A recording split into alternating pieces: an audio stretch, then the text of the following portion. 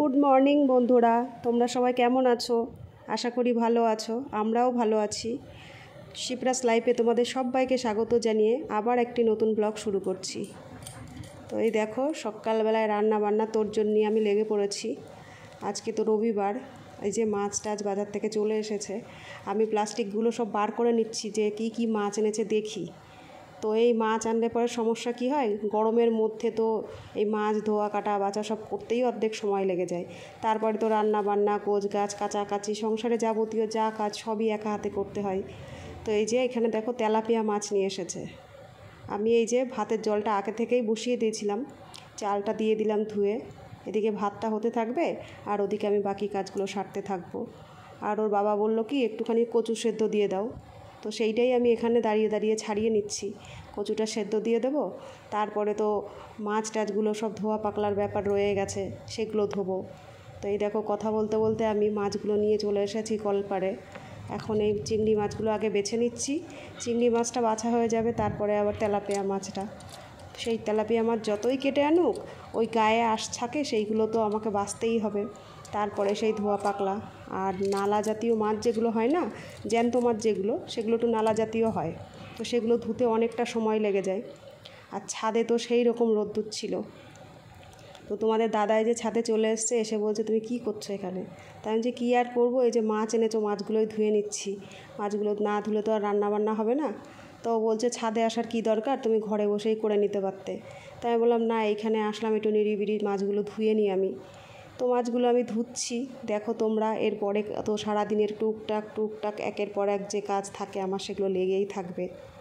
এই যে আমি ছাদে বসেছি যেখানটায়, এখানটায় কিন্তু আমার রোদ নেই। আমি ছাওয়ার মধ্যেই বসেছি। সিঁড়ির ঘরটা ছিল, তো সিঁড়ির ঘরটার পাশেই আমি বসেছি। ওইখানে এখনও ছাওয়াটা রয়েছে, সেরকমভাবে রোদ্দুর আসেনি। আকাশে যত ওপর দিকে সূর্যটা উঠবে, মাথার ওপরে সূর্যটা ওঠার সঙ্গে সঙ্গে এই পাশটায় আর ছাওয়া থাকে না। সকালের দিকটায় ওই জন্য যদি কোনো দিন ছাদে কাজবাজ থাকে, তো আমি ছাদে চলে যাই। চলে গেলে পরে হয় কি, সকাল সকাল ওখান থেকে আমি কাজবাজ সেরে চলে আসতে পারি। আর যা গরম পড়ছে বন্ধুরা, কী যে পরিমাণ গরম! তোমাদের সব কেমন গরম পড়ছে বলো। আর ওই গরমে আমি ওই জন্যই চিন্তা করলাম সকাল সকাল আমি ছাদের থেকে মাছটা ধুয়ে চলে আসি। আর সব সময় কি ঘরের মধ্যে কাজ করতে ভালো লাগে বলো? একটু আধটু খোলা আকাশে কাজ করতেও কিন্তু অনেক ভালো লাগে, অনেক শান্তি। আর এই যে আমি এখানে আজকে কিন্তু চিংড়ি মাছটা আমার বাটি ভাপা হবে, আমি টিফিন বক্সে করে ভাপা করে নেব। তো সেই জন্য এখানে আমি একটু সর্ষে, একটু পোস্ত, একটু সাদা জিরে আর কয়েকটা কাঁচা লঙ্কা নিয়ে নিলাম। আমি খুব বেশি কাঁচা লঙ্কা নিইনি, 4-5টা কাঁচা লঙ্কাই নিয়েছি। এটুকুই বেটে নেব, কারণ হাত দিয়ে কাঁচা লঙ্কা বাটলে না, সে কাঁচা লঙ্কা আর শুকনো লঙ্কা সেটা কথা না, হাত দিয়ে লঙ্কা বাটলে না পরে হাতটা খুব জ্বালা করে। আর এই গরমের দিনে তো আরও বেশি। শীতের দিনে অতটা অসুবিধা হয় না, কিন্তু গরমের দিনে হাতটা বেশি জ্বালা করে। বাকি লঙ্কাটা আমি ওই জন্য গোটা লঙ্কা দিয়ে দেবো। তো এই দেখো, আমার এখানে মশলাটা অলরেডি বাটা হয়ে গেছে। এইবারে যে চিংড়ি মাছটার মধ্যে আমি একে একে নুন, হলুদ আর ওই বাটা যে মশলাটা আছে, ওই বাটা মশলাটা আর কাঁচা তেল দিয়ে ভালো করে মেখে নেব। তারপরে আমি সেইটাকে একটা টিফিন বক্সের মধ্যে করে ভালো করে ঢাকনাটা লাগিয়ে নেব, নিয়ে তারপরে ভাপা বসিয়ে দেবো। আর এই চিংড়ি মাছের ভাপাটা তোমাদের কার কার ভালো লাগে বন্ধুরা? আমার তো খুব ভালো লাগে। আর আমার মেয়েরাও চিংড়ি মাছ খেতে খুব ভালোবাসে। আমার ছোটো মেয়ে তো খুব একটা গন্ধওয়ালা মাছ অতটা খায় না, সে আগের ভিডিওতেই বললাম। এই চিংড়ি মাছটা কিন্তু ও খাবে। খুব একটা ঝাল ওই জন্য আরও বিশেষ করে আমি দিইনি, বেশি ঝাল দিলেও আবার খেতে পারে না, সেই জন্য আমি ঝালটা একটু কমই দিয়েছি। আর ওই যে আর এক রকম মাছ রয়েছে আমার ঘরে, যেটা আমি রান্না করব, তেলাপিয়া মাছ, ওইটা কিন্তু ও খাবে না। ওই তেলাপিয়া মাছটা আমি আলাদা করে রান্না করব। ওই কাঁচকলা এনেছে আজকে, আর কাঁচকলা দিয়ে আর আলু দিয়ে জিরে কাঁচা লঙ্কা বাটা দিয়ে ঝোল করে নেব। আর এই দিকে দেখো, টিফিন বক্সটা আমি নিয়ে নিয়েছি। টিফিন বক্সের মধ্যে মাছগুলো সব দিয়ে দেবো, দিয়ে তারপরে আবার একটু কাঁচা তেল ছড়িয়ে দেবো, কয়েকটা কাঁচা লঙ্কা দিয়ে দেবো। এই ভাপাটা কিন্তু তোমরা ভাতের মধ্যেও দিয়ে দিতে পারো, আবার জলের উপরে একটা কোনো একটা স্ট্যান্ড টাইপের দিয়ে তারপরে তুমি বাটিটা বসিয়ে দিতে পারো। সবাই তো করো জানি, চিংড়ি ভাপা তো আর নতুন কোনো রেসিপি নয়। আমি তো সাধারণভাবে ঘরে করছি, তো ভাবলাম তোমাদের সাথে আমি শেয়ার করে দিই রান্নাটা, সেই জন্যই শেয়ার করা। তো যে যেইভাবে পারো রান্না করতে সেইভাবেই করো। তোমাদের কাছে আলাদা অন্য কোনো রেসিপি থাকলে তোমরা সেইটাও আমার সাথে শেয়ার করতে পারো। আমি সেটাও দেখে ফলো করব, সেটা রান্না করব, টেস্টও করব ঠিক কেমন স্বাদের হয়। আর এই দেখো কাঁচা তেলটা দেওয়ার পরে মাছটা কত সুন্দর লাগছে তাই না দেখতে। এটা এখনই আমার দেখে মনে হচ্ছে খেয়ে নিই। রান্নার পরে কেমন টেস্ট হবে সেটা আমি পরে দেখাচ্ছি, কারণ এখন তো আমার রান্না হয়নি, সেই জন্য রান্নাটা হয়ে যাক তোমাদের আমি পরে দেখিয়ে দেবো। আর এই যে ঢাকনাটা লাগানো হয়ে গেল। আমি আগে থেকেই জলটা বসিয়ে দিয়েছিলাম গরম, ওর ভিতরে একটা স্ট্যান্ড দিয়ে দিলাম, এর উপরে আমি টিফিন বক্সটা বসিয়ে দেবো। তাহলে যখন জলটা ফুটবে নিচ থেকে বুড়বুড় করলে টিফিন বক্সটা লাফাবেও না, আর ভেতরে জলটাও ঢোকার চান্স থাকবে না বাটির মতো। আর এই দেখো একটা ঢাকনাও আমি লাগিয়ে দিলাম। আর এইদিকে আমি একটা পাঁচমিশালি সবজি বসিয়ে দিয়েছিলাম, বেগুন, আলু, বড়ি, ডাঁটা, কচু সব কিছু দিয়ে। তো এইটাও আমার হয়ে এসছে, একসাথে দুই দিকে বসিয়ে দিয়েছি। এই গরমের মধ্যে কত তাড়াতাড়ি রান্না সেরে আর কি ওঠা যায়। এদিকে আমার মাছটাও হয়ে গেছে, মাছটা আমি নামিয়ে নিলাম। বাটিটা তো এখন ভীষণ গরম, তো এখন তো খোলা যাবে না, তাই ভাবলাম যে একবারে খাওয়া দাওয়ার সময় বাটিটা খুলে তোমাদের দেখাবো। আর এইদিকে আমার ঘর দোর সব পরিষ্কার করা হয়ে গেছে, এই যে কাজবাজ সেরে নিয়েছি। এই গরমে তাড়াহুড়ো করে কাজবাজ তো করেছি, প্রচণ্ড গরম লেগে গেছে। এই যে রান্নাবান্না আমার টেবিলে সব কমপ্লিট, রান্নাঘরটার সব পরিষ্কার করে মেজে ঘষে এখন একটু ঘেমে চুমে একাকার হয়ে গেছি। তাই ভাবলাম কি যে একটু বসে নিই, ফ্রিজ থেকে একটা ঠান্ডা জলের বোতল বার করে নিয়েছি। এইবার একটুখানি বসে বসে ঠান্ডা জলটা খাবো, তারপরে তো চান ধান আছেই। তারপরে আবার চিন্তা করলাম যে রবিবারের দিন একটু যদি বেরোনো যায়। এখানে আমি বসে বসেই ভাবলাম জলটা খেতে খেতে। তো খেতে বসে ওর বাবাকে বললাম যে আজকে কি একটু বাইরে নিয়ে যাবে আমাকে। প্রথমে বলল যে হঠাৎ বাইরে এই গরমের মধ্যে, তারপরে বলল যে চলো ঠিক আছে যাওয়া যাবে খুনি। তো এই দেখো আমরা খেতে বসে গেছি। আজকে হয়েছে কাঁচকলা আলু দিয়ে তেলাপিয়া মাছের ঝোল, এই যে একটা পাঁচমিশালি সব রকম বড়ি টড়ি দিয়ে তরকারি। আর এইখানে তোমার দেখো টিফিন বক্সটা আমি খুলতেই পাচ্ছি না। আর এই দেখো এইখানে আছে লেবু, শসা আর পেঁয়াজ, ওটা ছিল গন্ধরাজ লেবু। আর এই দেখো চিংড়ি মাছের ফাইনাল লুক। চিংড়ি মাছটা আমার রান্না হয়ে গেছে। আর ঘরের মধ্যে দরজাটেও তো বন্ধ, কি সুন্দর একটা সেন্ট বেরিয়েছে জানো না এই চিংড়ি মাছের। কাঁচা তেল আর সর্ষে বাটার একটা অন্যরকম ঝাঁজ। আর এই যে কর্তামশাই কচু সেদ্ধ খাবে, সেই কচু সেদ্ধটা কর্তামশাই মাখছে। আর এই দেখো খাওয়া দাওয়া করে বিকেলবেলায় আমরা একটু বেরিয়েছি। এই যে আমরা দুজনেই বেরিয়েছি, গরমের মধ্যে আর মেয়েদের বাইরে টানলাম না। আজকে তো প্রচণ্ড পরিমাণ গরম ছিল বাইরে, তো চিন্তা করলাম ওদের গরম লেগে যাবে। আর এই যে আমাদের বাহন, এই যে আমরা বেরিয়ে পড়েছি। এখন বেরিয়ে তো যেতে কিছুক্ষণ সময় লেগে যাবে, কারণ আমরা যেখানে যাচ্ছি ওখানে যেতে মোটামুটি আধা ঘন্টা 40 মিনিট মতো সময় লেগে যায়। তো আমরা যাচ্ছি মুকুন্দনগর। এইখানে আমাদের এখানেই মোটামুটি এখান থেকে ওই 3-4 কিলোমিটার দূরত্বে একটা গঙ্গার পাড় আছে, সেখানে অনেক ঠাকুর মন্দির, তারপরে তোমার 3-4টে ঘাট বাঁধানো আছে আর কি, খুবই সুন্দর। বিকেলের দিকে গরম পড়লে না এইখানে গেলে খুব শান্তি লাগে, গঙ্গার পাড় তো হাওয়া বাতাস চলে। তো প্রত্যেক বছর গরমই ছেলেপেলেদের নিয়েও যাই, আবার ওরা না গেলে আমরা দুজনেও যাই। তো ভাবলাম চলো অনেক দিনই তো যাওয়া হয় না, গিয়ে একটু ঘুরে আসি। তো বাইরে যাচ্ছি ঠিকই, কিন্তু যা গরম হাওয়া, সেই গাড়িতে বসে আছি তবুও যেন সেই শরীরে শান্তি ভাবটা নেই। আর এই দেখো রাস্তায় যেতে যেতেই কোনো একটা বাচ্চার অন্নপ্রাশনের অনুষ্ঠান ছিল, তো এইখানে কি আয়োজন। ওখানে একটা ঘোড়ার গাড়িও ছিল, কিন্তু ক্যামেরায় খুব ভালোভাবে ওটা আমি তুলতে পারিনি, আসেও নি। আর এই দেখো কথা বলতে বলতে আমরা গঙ্গার ঘাটে চলে এসেছি।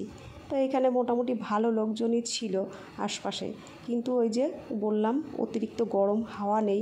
তাই এখানে এত পরিমাণ গরম যে লোকে ওই যে নৌকার উপরে বসছে, বসে বসে কেউ 1 ঘন্টার জন্য নৌকা রিজার্ভ করছে, কেউ 2 ঘন্টার জন্য। আমরা ওখানে দাঁড়িয়ে দাঁড়িয়ে দেখলাম। তারপরে আমি ভাবলাম না, গঙ্গায় এসেছি, স্নান তো আর করতে পারবো না, বিকেলের দিকে এসেছি, তো মাথায় একটু জলই ছিটিয়ে নিলাম। তারপরে এই যে ওখান থেকে, ওখানে তো আগেই বললাম অনেক মন্দির আছে, তো সেইখান থেকেই দেখো একটা মন্দিরে আমরা চলে এসেছি। এখানে একটা মন্দির না, বেশ কয়েকটা মন্দির আছে। এই যে সামনে যেটা দেখতে পাচ্ছ এইটা কিন্তু শিব ঠাকুরের মন্দির। আর এই যে বাঁদিকে যেটা দেখতে পাচ্ছ এইখানে কালী মাও আছে, আবার শিব ঠাকুরও আছে। বাচ্চারা যদি বিকেলের দিকে এখানে যায় ওদেরও খুব সুন্দর একটা সময় কাটবে, কারণ এখানে ওদের দেখার জন্য ছোট ছোট মূর্তি মতো করা রয়েছে, যেখানে ঠাকুরের মূর্তিও আছে, আবার তোমার ওই যে সিংহর একটা মূর্তি রয়েছে, তারপরে এদিকে হরিণ করা রয়েছে। তো দেখতে দেখতে যাচ্ছিলাম, ভালোই লাগছিল আমার। যদিও এটা প্রথমবার না, আমি অনেকবারই গেছি, মেয়েরাও দেখেছে আগে। তো ভাবলাম বিকেলের দিকটাই সময় কাটানোর জন্য ভালো একটা জায়গা। এদিকে ঠাকুরেরও দর্শন হবে, আবার একটু হাওয়াও খাওয়া হবে। তো আমি যেই আশা করে এসেছিলাম সেরকম কিছুই হয়নি। ঠাকুরের দর্শনটা তো আমার হয়েছে, কিন্তু কোনো হাওয়া বাতাস কিচ্ছু ছিল না। এই যে আমরা শিব ঠাকুরের মন্দিরে চলে আসলাম। ভিতরে খুব সুন্দর একটা বড় শিবলিঙ্গ ছিল, আর সঙ্গে ওই যে শিবের সঙ্গে থাকে যে একটা ষাঁড়, নন্দী না ভিঙ্গি বলে, সে ছিল। তো আমরা ওইখান থেকে দর্শন করলাম, করে নিয়ে এই যে বেরিয়ে এলাম। এই দেখো বাইরে একটা সুন্দর গণেশের মূর্তি রয়েছে, ভালোই লাগছে দেখতে বিকেলবেলায় ঠাকুরের দর্শন। আর এই দিকে রয়েছে একটা শিব ঠাকুরের মূর্তি, আর চারিদিকে রাউন্ড মতো করা রয়েছে, ভেতরে বেশ ফোয়ারা টোয়ারা লাগানো রয়েছে। সম্ভবত শীতকালে ওগুলো চালিয়ে টালিয়ে দেয়, এখন তো খরার টাইম, জল নেই, যার জন্য ফোয়ারাটা চলছে না। ঢুকতেই যে বাঁ দিকের মন্দিরটা দেখিয়েছিলাম, এই যে কথা বলতে বলতে আমরা সেই মন্দিরেই চলে এলাম। এই মন্দিরটাও কালী মায়ের মন্দির, আবার এদিকে ভোলানাথের মূর্তিও আছে। মূর্তি বলতে আর কি শিবলিঙ্গ, এই যে দেখা যাচ্ছে বাঁ দিকটাতে, আর ডান দিকটাতে হলো মায়ের মূর্তি আছে। তো মায়ের মূর্তিটা আমি আগেও দেখেছি, কিন্তু খুব ভালো করে দেখা হয়নি। আর বাবার যে শিবলিঙ্গটা আছে, আমি নীলের উপোস করেছিলাম, তো ওইখানে গিয়ে একবার পুজোও দিয়ে এসেছিলাম। এই যে মাকে একটু প্রণাম করে নিলাম, নেওয়ার পরে মন্দিরটায় যে চারিদিকে একটুখানি ঘুরে নিচ্ছি। মন্দিরের চারিদিকে এই যে খুব সুন্দর কারুকার্য করা রয়েছে। এটা আমি আর ওর বাবাই এসছি, মেয়েরা আসলে হয়তো আরও কিছুটা সময় নিত। আমরা তাড়াতাড়ি দেখে নিচ্ছি, আবার বাড়িতে ফিরতে হবে তো সন্ধ্যার মধ্যে। আর এই যে মন্দিরের সামনে দিয়ে ঠিক সোজাভাবে গেলেই গঙ্গার ঘাট আছে। এর আগে যে ঘাটটা দেখালাম সেই ঘাটটা হলো আলাদা একটা ঘাট, আর এই মন্দিরের সামনে দিয়েই সোজা গেলে পরে যে সামনে একটা বাঁধানো ঘাট আছে। এখানে এই যে লোকে বিকেলের দিকেও স্নান টান করছে, যার জন্যে এই ঘাটটা পুরো ভেজা হয়ে রয়েছে, চারিদিকে জল জল। আর এই দেখো বিকেলটা হয়ে গেছে, সূর্যটা জলের মধ্যে ফোকাস দিচ্ছে, কি সুন্দর লাগছে দেখতে। এই যে ওখান থেকে বেরিয়ে আবার আমরা একটুখানি আইসক্রিম খেয়ে নিলাম, গরম লেগে গেছে এত, তো একটু আইসক্রিম খেয়ে নেব, নিয়ে আবার সামনের দিকে যাব। ওই দিকে আর একটাও মন্দির আছে, লোকনাথ বাবার মন্দির, সেটাও তোমাদের দেখাবো।